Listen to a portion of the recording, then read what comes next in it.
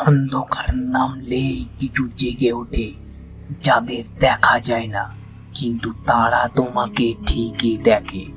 তুমি এখন ঢুকে পড়ছো ভৌতিক জগতে।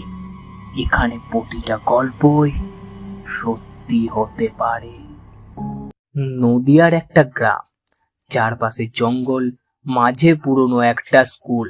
সেই স্কুলেই পড়তো চার বন্ধু, রাহুল, অমিত, সুমন আর বিকাশ। একদিন সন্ধ্যেয় তারা ঠিক করলো স্কুলের পেছনের জঙ্গলে যাবে, কারণ গ্রামের লোকেরা বলতো ওখানে রাত্রে কেউ গেলে ডাক শোনা যায়।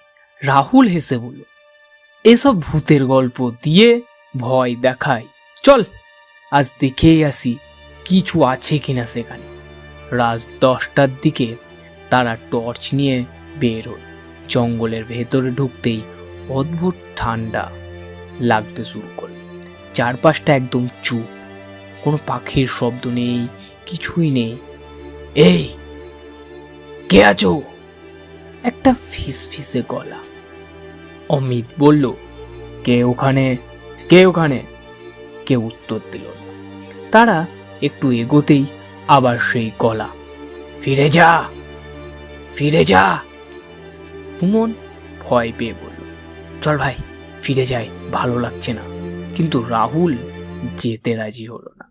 আরো একটু এগাতেই তারা একটা পুরনো কুয়োর কাছে পৌঁছালো। হঠাৎ বিকাশ চিৎকার করে উঠল, ওই দেখ, ওই দেখ!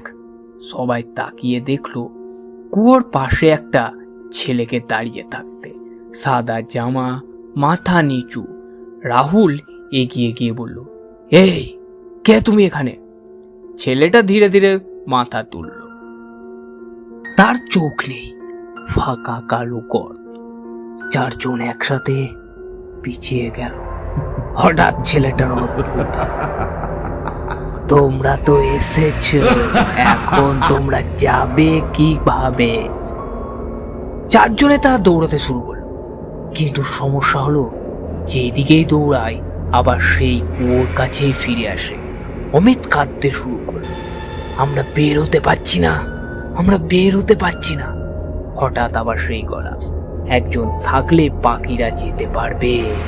সবাই একে অপরের দিকে তাকালো, ভয় আতঙ্ক, কেউ কিছু বলতে পারছে না। হঠাৎ বিকাশ চুপচাপ দাঁড়িয়ে গেল, তোরা পালা, তোরা পালা, আমি থাকবো। বাকিরা চিৎকার করল, না না। কিন্তু ঠিক তখনই চারপাশে ঝড়ের মতো হাওয়া উঠল, আর রাহুল, অমিত, সুমন অজ্ঞান হয়ে গেল। পরের দিন তিনজনকে গ্রামের লোকেরা জঙ্গলের বাইরে পেল, অজ্ঞান অবস্থায়। কিন্তু বিকাশ, সে আর কোনো দিনও তাকে পাওয়া যায়নি। সবচেয়ে ভয়ঙ্কর অংশ, 1 সপ্তাহ পরে রাহুল রাতে ঘুমাতে যাচ্ছিল। হঠাৎ জানালার বাইরে থেকে একটা গলা, রাহুল, তুই আমাকে রেখে চলে গেলি। সে জানলার দিকে তাকাল, সেখানে দাঁড়িয়ে বিকাশ, কিন্তু তার চোখ নেই, শুধু কালো গর্ত। তারপর থেকে ওই জঙ্গলে রাতে গেলে এখনো সেই ডাক শোনা যায়, আর মাঝে মাঝে নতুন কারো নাম ধরে ডাকে। গল্প এখানেই শেষ। যদি ভয়টা অনুভব করে থাকো তাহলে লাইক করো, শেয়ার করো আর সাবস্ক্রাইব করতে যেন ভুলো না, কারণ পরের গল্প আরো অন্ধকার, আরো ভয়ঙ্কর। ততক্ষণে সকলে সাবধানে থেকো।